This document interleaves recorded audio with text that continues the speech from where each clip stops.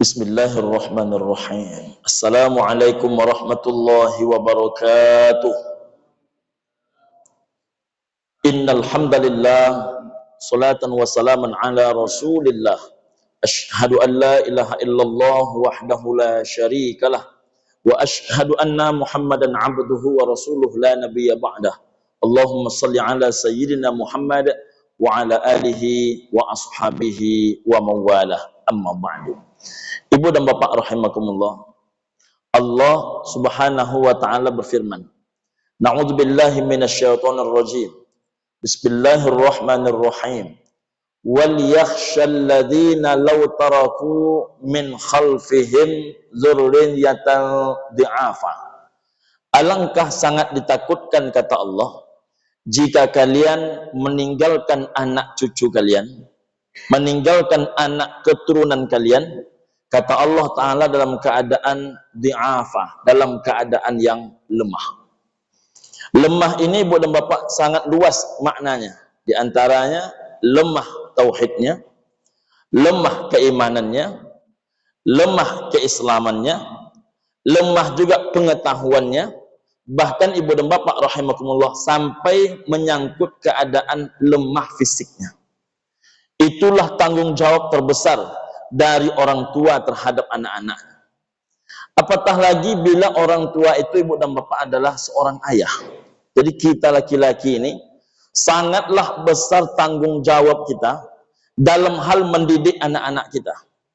Mengapa demikian, ibu dan bapak? Pertama, kalau kita buka Al-Quranul Karim, rupanya ayat-ayat tentang karakter, ayat-ayat tentang tauhid, ayat-ayat tentang pengajaran pembentukan akhlakul karimah selalu diawali, ibu dan bapak, dengan nama ayah. Maka sering kita menemukan wa iz qala Luqman, wa iz qala Imran, wa iz qala Yaqub, dan lain sebagainya. Selalu nama ayah diawali dalam pembentukan karakter. Maka dalam sebuah hadis, ibu dan bapak, Nabi SAW bersabda, kullu mauludin yuladu alal fitrah. Setiap anak itu dilahirkan dalam keadaan suci. Kalimat ayah dan ibu digunakan oleh Nabi dengan kalimat fa'abawahu yuhawwidanih au yunassiranih au yumajjisanih. Ayah ibunya lah, kata Nabi, yang meyahudikan dia. Ayah ibunya lah, kata Nabi, yang menasranikan dia.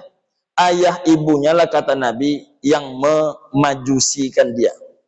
Jadi walaupun ada kita pelajari al-ummu al-madrasatul ula, ibu adalah sekolah pertama buat anak-anaknya, itu maknanya, ibu dan bapak rahimakumullah, dalam hal mendidik maka ibu sangat berperan.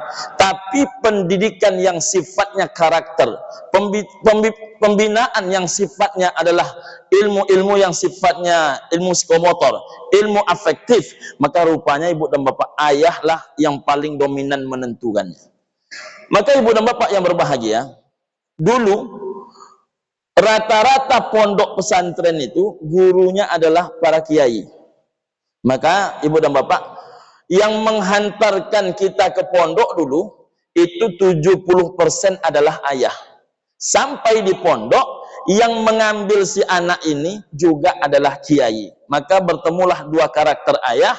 Yang menghantarkan adalah ayahnya, yang mengambil, yang mendidik, yang membinanya juga adalah ayahnya.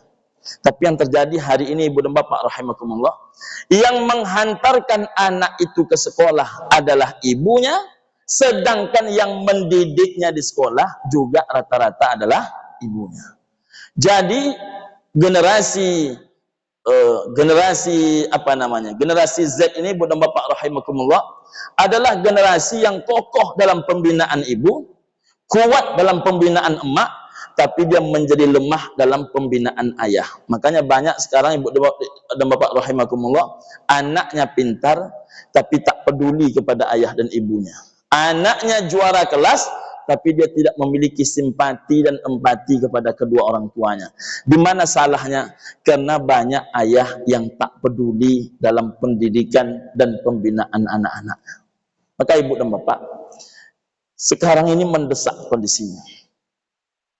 Walaupun kita berharap ibu tentu tak melepaskan si anak, tetapi kita ini mulai harus memperhatikan anak ini, ibu dan bapak rahimakumullah.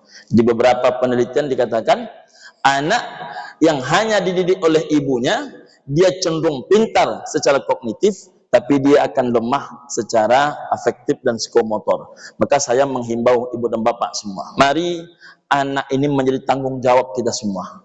Karena rupanya ibu dan bapak, ketika berbicara pendidikan, selalu kalimat ayah yang diawali oleh Nabi dan oleh Allah Subhanahu wa Ta'ala. Maka kalau ayah ini selesai mendidik, maka insya Allah pendidikan anak ini akan semakin baik di masa depan.